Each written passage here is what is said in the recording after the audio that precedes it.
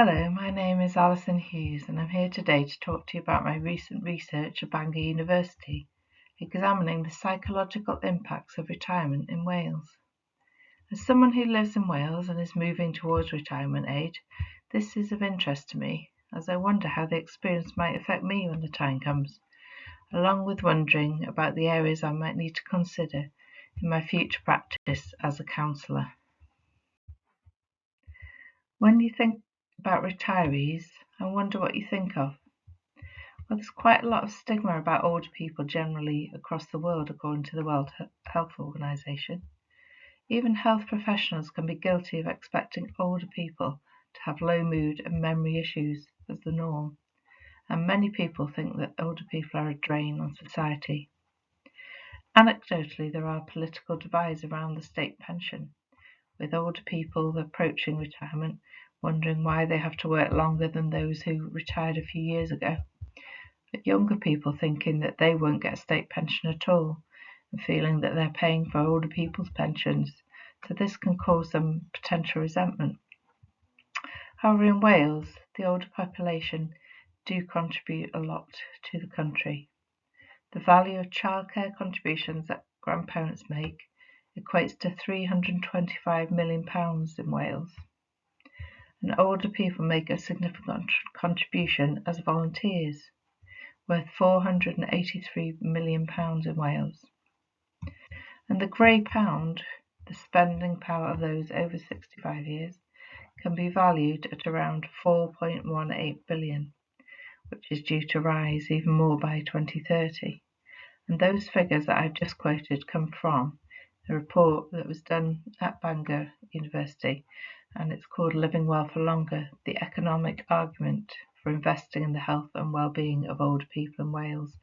And that actually says that if you invest money in older people, that is returned at a much higher rate.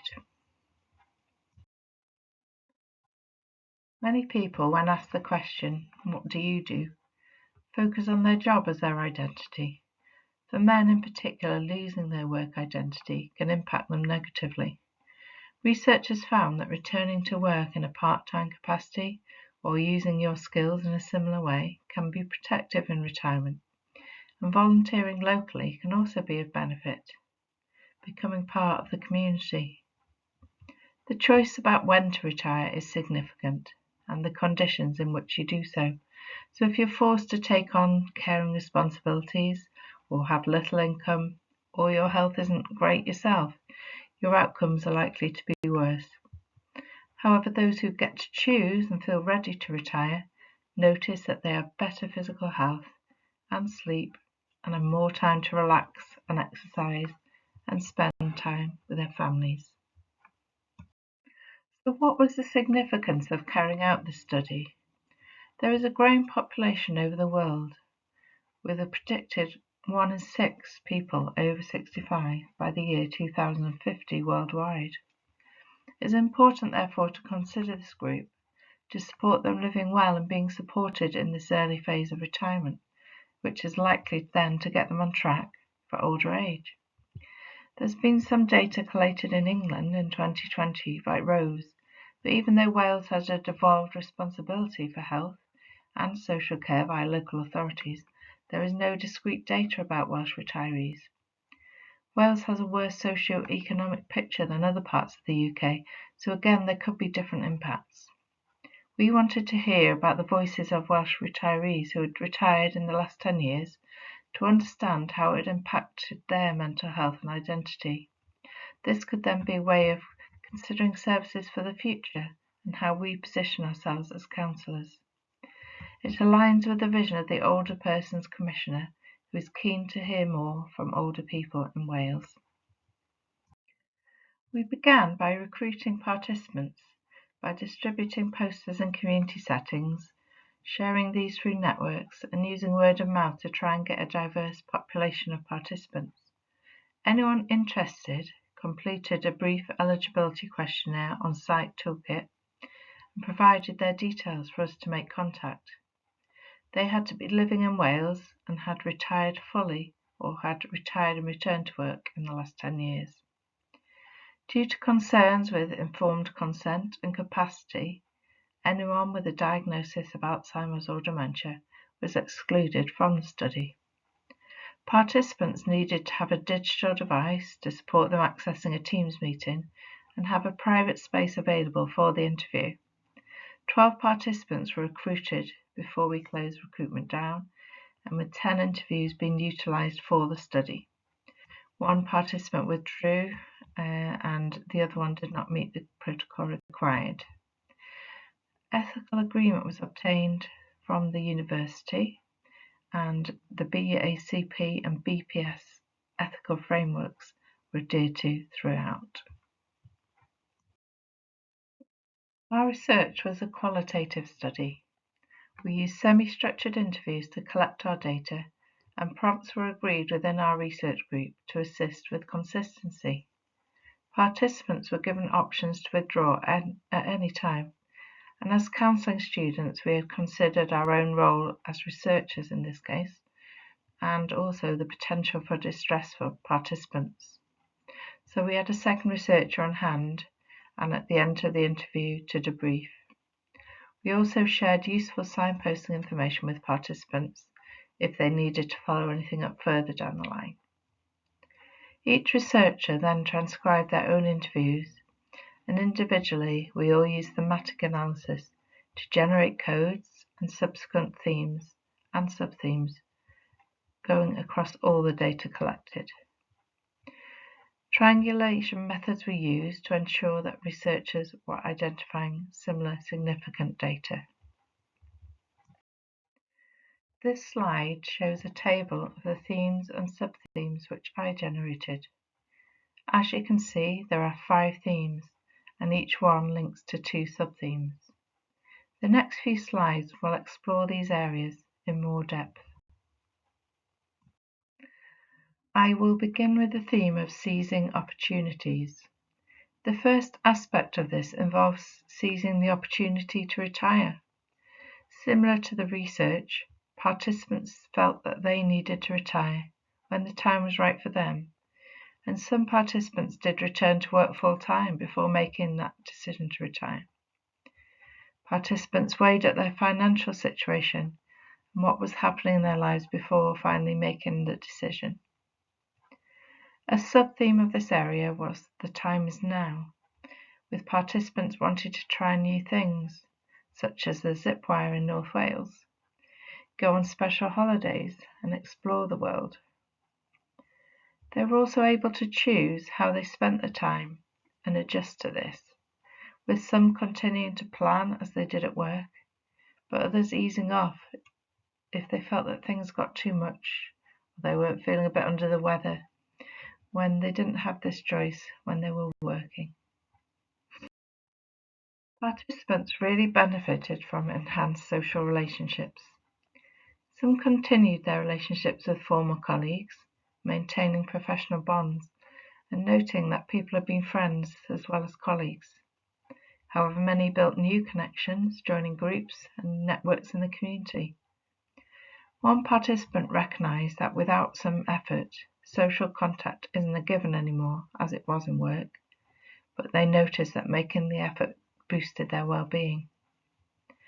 Many participants enjoyed spending more time with their partners and families, either supporting them with care, enjoying social events together, or talking through problems, if needed, on both sides.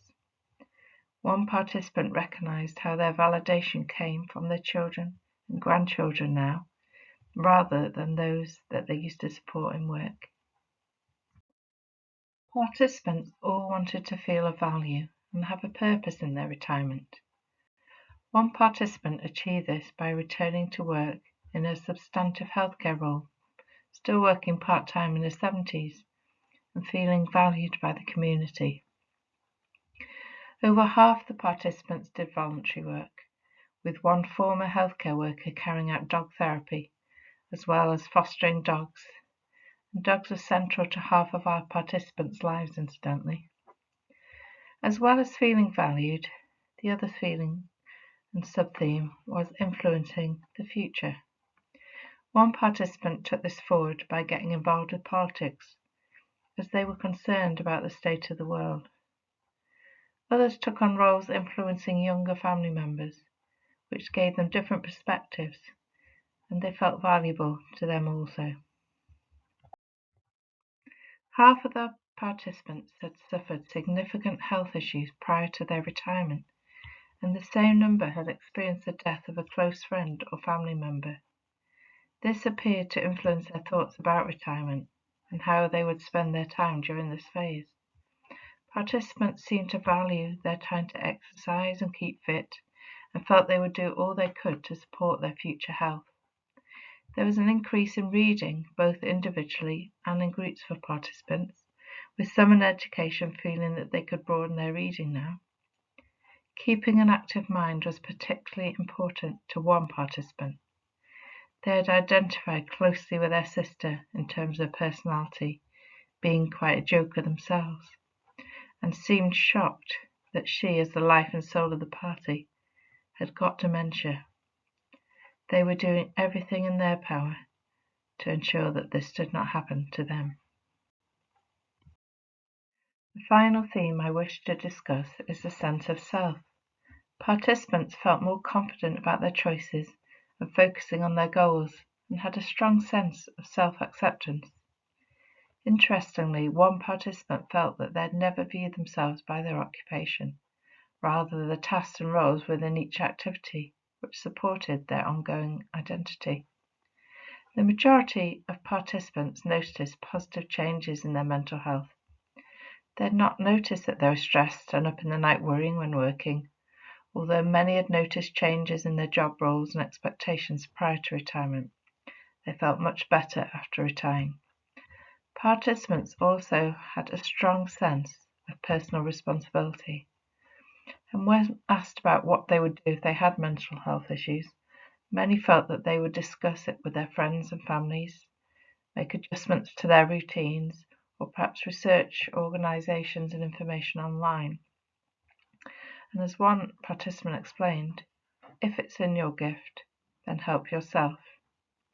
If they were significantly concerned, however, or if others suggested it, half of the participants said that they would speak to their GP, but this did not seem necessary for any of the participants.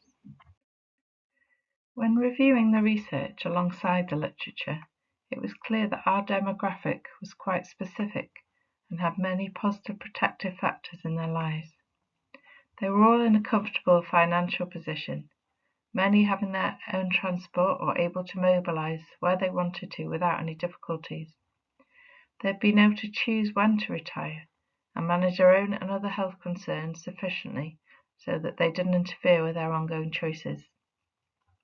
They had strong connections with family and friends and had been able to adjust their lives to reduce their stress and improve their mental health. They had either continued with their identities or they'd found new positive ways to view themselves. However, as we know from the research, it seems that there are people in Wales who are not in this fortunate position. The Older Persons Commissioner findings in 2024 spoke of people reducing their spending, particularly on leisure and social activities, so this is likely to cause more isolation and loneliness, which we know impacts on health and mortality rates. There are many people caring for partners with dementia and ill health in older age, and some feel isolated without transport. The stiff upper lip mentality that older people have been brought up with might also restrict them asking for help, feeling that they're failing if they're struggling. And with difficulties even getting to health appointments, currently that's likely to be enhanced. Further research with a wider demographic could explore these areas for older people across a larger part of Wales and provide a wider social economic perspective. As counsellors, we are not isolated in our practice, even though we might feel we work independently with clients. As part of the Welsh Psychological Support Services, you could argue that we have a role in promoting what we feel is significant for older people, perhaps in terms of carrying out and presenting research and contributing to things like national surveys and consultations. When providing services, we need to be aware of people's limitations for accessing our services in terms of things like finance and transport. So we need to position ourselves in communities, perhaps in GP surgeries and health hubs, as well as providing education potentially to community groups, carers groups, etc., perhaps about the protective factors that we have noted in this research. Vulnerable groups could be targeted through an extension of work-based schemes which support smaller workplaces such as the Real City Strategy, the RCS, and the Employee Assistance Programme to help educate people about what makes a healthy retirement. Castanet et al. Propose that a group CBT approach working on problem solving and goal setting works well for people, whilst Hackett et al. Recommend a more individualised way of working with people. For ourselves, I think we need to examine our own attitudes towards retirees and older people more widely. Many have had successful careers being leaders and problem solvers and have planned ahead for their futures. On the other hand, we might need to dig a bit deeper with some people if we notice that they don't have many protective factors in place to see if they're trying to maintain the stiff upper lip. I guess like in all areas of counselling, a case of not making assumptions and being open to what is presented to us. I'd really like to thank you for listening to my presentation today about my research for retirement and how it's affected people in Wales. The next slide will have some references on that I've referred to today, and I hope that you found it interesting and you'll be able to take some of the things forward in your practice. Thank you very much.